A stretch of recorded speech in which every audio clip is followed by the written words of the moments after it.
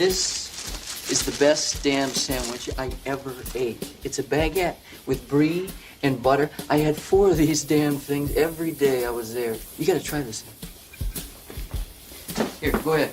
Eat it. Go ahead. Go ahead.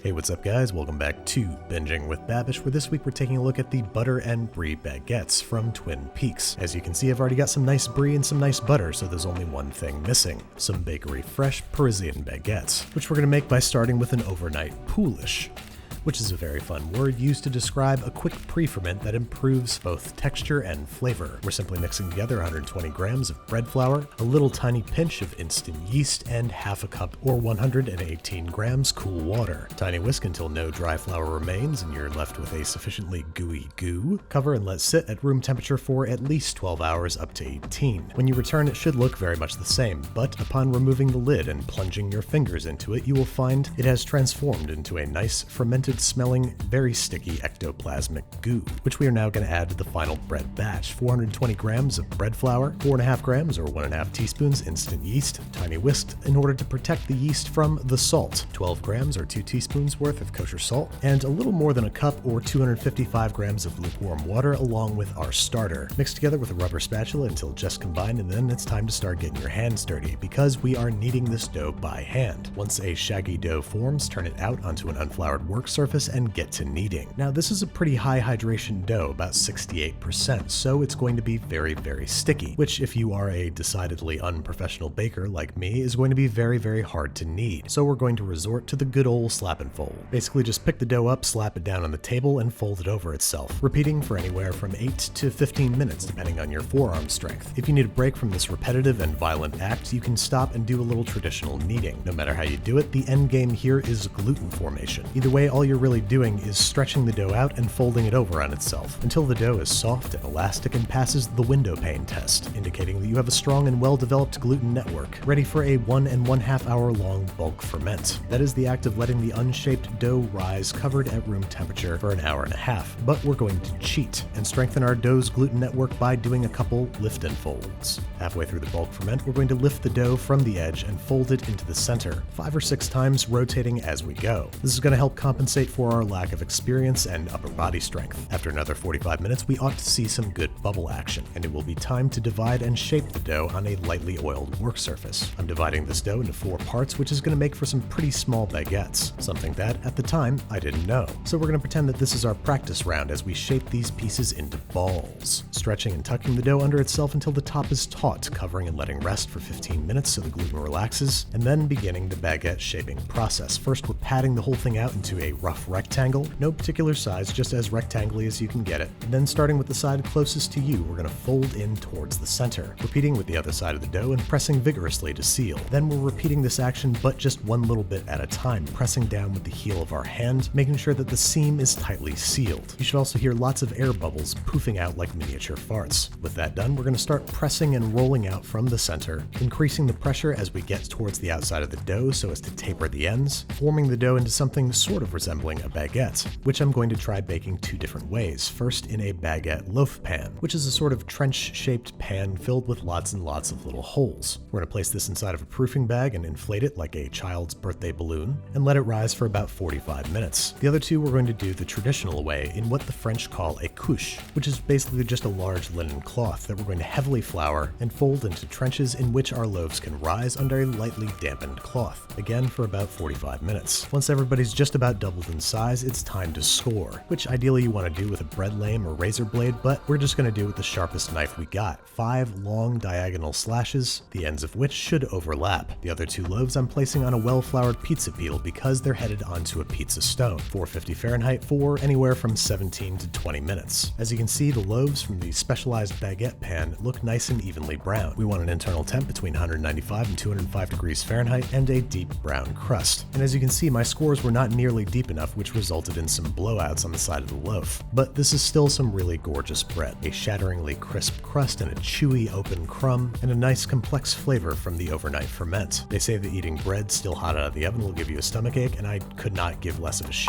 Now our pizza stone loaves are headed out of the oven, and they kind of look a little bit nicer to me. A little lighter on the bottom, a little darker on the top, and as you can see, I did a slightly better job of scoring, but still not good enough. So we're starting again, this time using a stand mixer for obvious reasons. Everything the same except I'm upping the secondary water to 270 grams, giving the dough a hydration of 72%. And this time, for more robust baguettes, I'm dividing the dough in half instead of quarters, rolling out and shaping, proofing in my couche. This time for a full hour to make sure that they are not underproofed, and just for another experiment, I'm baking one on a rimmed baking sheet and the other on the pizza stone. And both are being sprayed generously with water before going into the oven. Does this comply with the scientific method? No, not at all. But the pizza stone method prevailed once again, and the spritzing of water gave us an incredibly crackly crust. They say that you can hear good bread, so let's listen in.